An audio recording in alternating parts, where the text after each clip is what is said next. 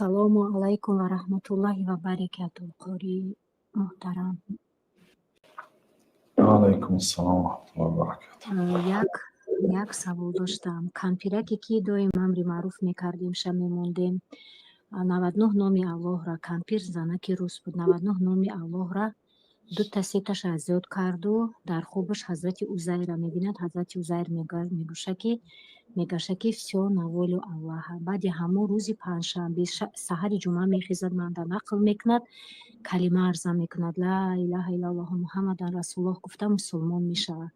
баъди ҳавай ягон 20 рӯз мегзара ва Аллоҳ аълам, Аллоҳ доноай, кампирай дунё мегзара, рӯзи ҷумъа мегзара, бо калимаи ла илаҳа илlalloҳ гуфтагиёш мусулмониро қабул мекуна. хеш таборои дурш, наздикош, шиносои наздикаш мара маҷбур мекунанд ки кампира бисӯзон. ма чӣ кор кунам? Мисол ма маҷбур будам, ма амиқа ки мегуфтам, мара угрожат карданд ки вай намекунӣ, намесӯзонӣ, мекушем, ита ута лесада метиҳем дигар фалон. Мо дар Москва қарор дорем. Ман маҷбур шудам ки кампира сӯзонданда иҷозат битам. дар ин ҳолат ма гунаҳгор мешавам ва барои калима арза кардани кампир, мусулмон шудани кампир ма чӣ аҷру савоб меёбам аз даргоҳи Аллоҳи меҳрубон ҳазарат?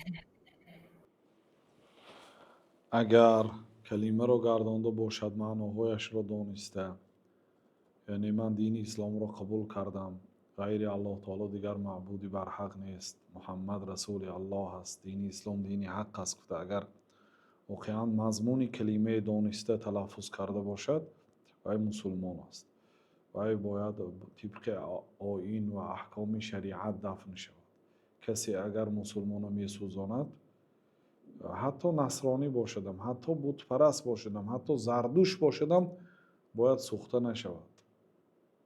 ثم أماته فأقبره. аллоҳ таоло мегӯяд ки инсонро аллоҳ таоло сипас меронид ва қабр кунонид. яъне ин ҳамчун эҳтироми инсоният, ҳамчун фарзанди одам алайҳиссалом буданаш, валақад каррамна бани адам, аллоҳ таоло мегӯяд ки мо фарзандони одамро эҳтиром кардем, икром кардем. аз ҷумлаи икромаш ин ки вақте ки вафот кард ё ҳалок шуд, агар ғайри мусулмон бошад, вай ба замин гур карда мешавад то ин ки ҷасадаш мубаддал ба хок шуда. сӯхтан ҳаром аст тамоми инсонро, хосатан мусулмонро. касру азми лмайити ка касриҳи ҳайян. пайғамбар саллаллоҳу алайҳи ва саллам ки шикастани устухони майит монанди шикастанаш дар зиндагиш. яъне аз одами зиндаи каси устухонаша мешиканад, чӣ қадар азият, чӣ қадар зарар, чӣ қадар барои ӯ вазнинӣ оварда бошад. аз ҷумла майит ҳам касе агар устухонашро мешиканад, ҳамин қадар барои ӯ зарар овардааст. сӯзонидан бузургтар аст аз шикастан. бинобар ин касе ки мусулмонро месӯзад, вой бар ҳолаш. бинобар ин шумо вазифатон ин буд ки мегуфтед ки ин мусулмон шудагӣ ҳаст, ина бояд мо розӣ ҳам намешавам, ин бояд дар қабристони мусулмонҳо дафн шавад. тамом ҳамин қадар.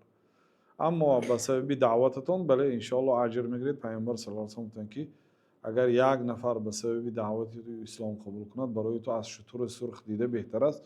шутури сурх ин нафистарин мол буд дар он вақт, яъне қимматтарин мол дар он вақт шутури сурх буд. бинобар ин шутури сурх гуфтанд. яъне дар замони мо кадом мол қимматтарин бошад, як одам ба сабаби даъвати шумо агар ҳидоят ёбад, барои шумо ин қадар аҷри бузург ҳаст. аллоҳу таъала аълам.